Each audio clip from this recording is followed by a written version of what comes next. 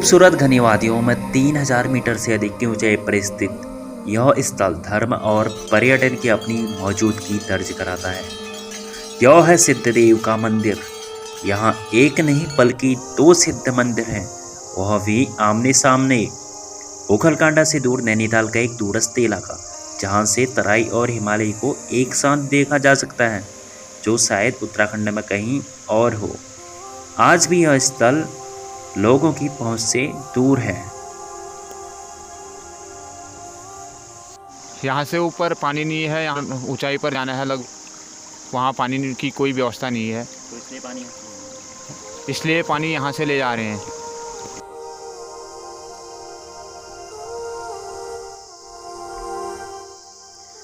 घने जंगल के बीच से एकांतर रहा जो डालगनिया के स्टेशन से खड़ी चढ़ाई की तरफ बढ़ने पर आज हम आपकी मुलाकात उन लोगों से कराएंगे जो सिद्ध मंदिर के कई अलौकिक शक्ति के एहसास और परंपराओं के बारे में बताएंगे।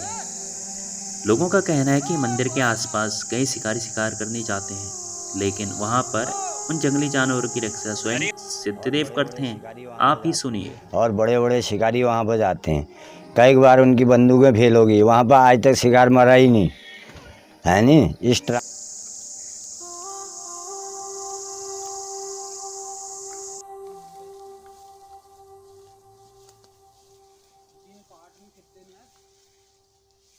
मैं हूं नरेश पनेरू। आज मैं सिद्धदेव के मंदिर में हूं, जो लगभग 2,500 से 3,000 मीटर की ऊंचाई पर है। और हमारे साथ हैं यहाँ के जो पुजारी थे, उनके इनके जो पीढ़ी थी, इनकी पीढ़ी जो है यहाँ सिद्धदेव के मंदिर में पूजा करती थी। इनसे थोड़ा सा जानेंगे मंदिर में प्रवेश करने से पहले यहाँ पर क्या क्या जो रीति रिवाज हैं, विधान है, वो क्या करते हैं। ऐसा है, जूता चप्पल 15-20 जरीब दूर रखना पड़ता है। पेशाब नीचे सब करने पड़ते हैं, मंदिर के आसपास नहीं करते हैं। ये पहले से हमारी परंपरा से चला है। पहले मेरे बूबू मनीराम जी थे पुजारी, 80 साल उनने यहाँ तपस्या की है। उसके बाद मेरे जयदेव पिताजी थे, 60-65 साल उनने यहाँ पूजा की।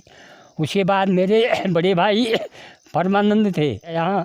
ये हमारे परंपराओं से चलते रह रहा है। तो देख आपने सुना कि यहाँ जो परंपरा थी, पहले से रीति रिवाज चले हैं, परंपरा चली है मंदिर के बारे में। और यहाँ से आगे को जो है चप्पल यहीं पर उतार के जाते हैं। और इसके अलावा जो है ऊपर की तरफ जो है, अगर किसी ने टॉयलेट या बाथरूम करनी है तो नीचे यहाँ से लगभग मंदिर से 50 से लगभग 100 मीटर दूरी करना पड़ता है। और उससे ऊपर को अशुद्ध अवस्था में नहीं आना पड़ता है। आगे हम आपको दिखाएंगे कि मंदिर में और क्या है, वहाँ से और कौन कौन से स्थान जो हैं देखने को मिलते हैं। तो आप हमारे साथ बनिए। अभी हम पहुंच चुके सिद्धदेव मंदिर की चोटी में, और यहां तक हमें आने में लगभग 1 घंटा लगा होगा।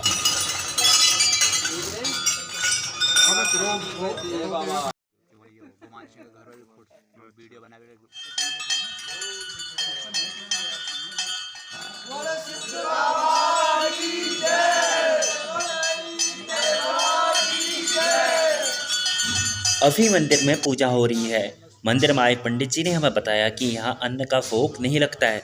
यहाँ पर सिर्फ दूध, घी, रित, फल आदि से ही भगवान को भोग लगाया जाता है। ये सिद्धदेव मंदिर काफ़ी ऊंची चोटी पर स्थित, हमारे सामने ऊंची चोटी पर जो है स्थित है। यहाँ आने से भक्तों की मनोकामनाएं पूर्ण होती हैं, और जो है अनेक प्रकार से लोग बाग अपनी मनोकामना को लेकर के सिद्धदेव भगवान के यहाँ आते हैं। ऊंची चोटी पर स्थित है सिद्धदेव। सामने जो है नानक मत्ता यहाँ से दृश्य दिखता है, और हिमालय की चोटियाँ यहाँ से सामने दिखती हैं। और जो इस मंदिर की विशेषता है, यहाँ पर अन्न का जो है भोग नहीं लगाया जाता है। फल, घी, दही इत्यादि जो है यहाँ चढ़ाया जाता है।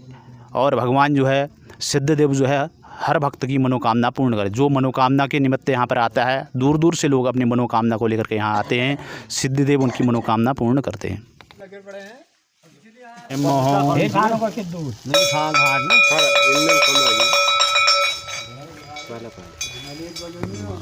अगली कड़ी में हमारी मुलाकात डॉक्टर धर्मेंद्र पनेरू जी से हुई, जिन्होंने सिद्ध मंदिर के बारे में हमें बहुत कुछ जानकारियां दी।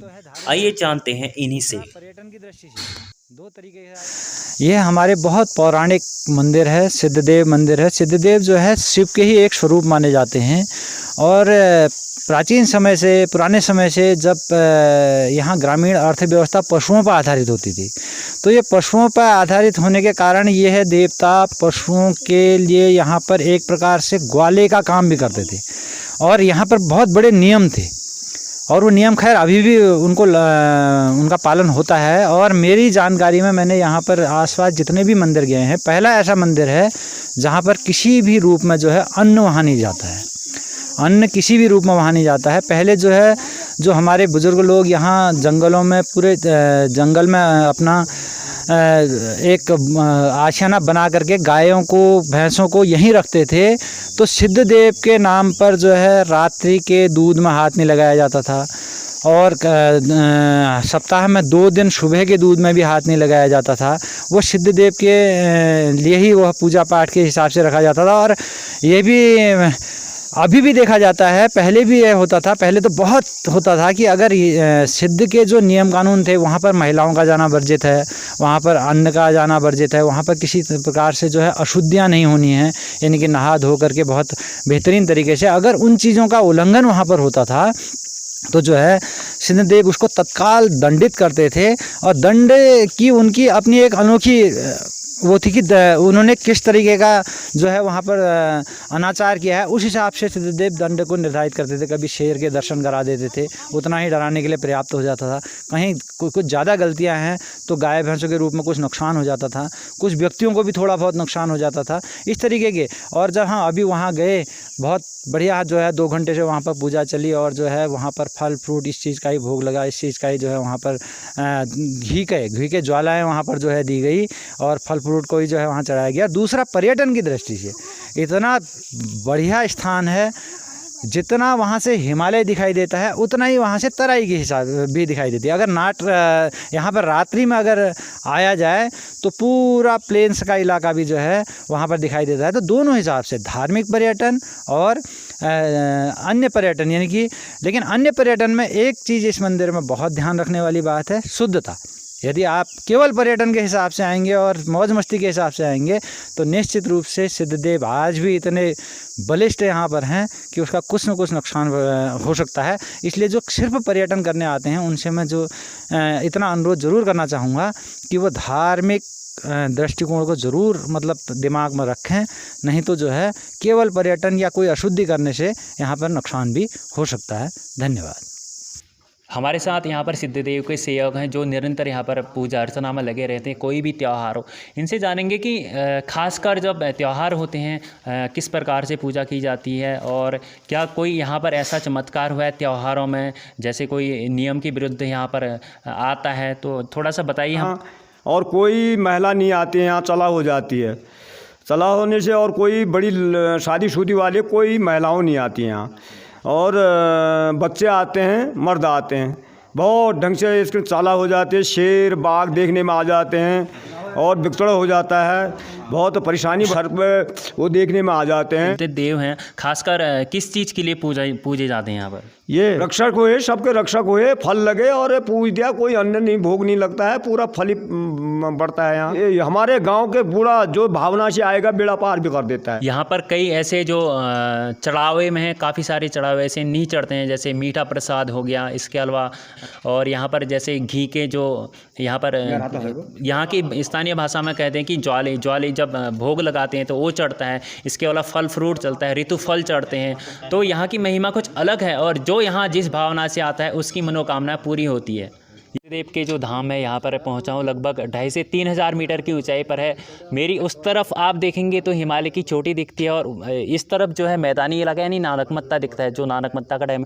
हालांकि अभी वहाँ पर स्पष्ट तरीके से हिमालय नहीं दिख रहा है, थोड़ा सा आगे जाएंगे तो वहाँ पर हिमालय भी दिखता है।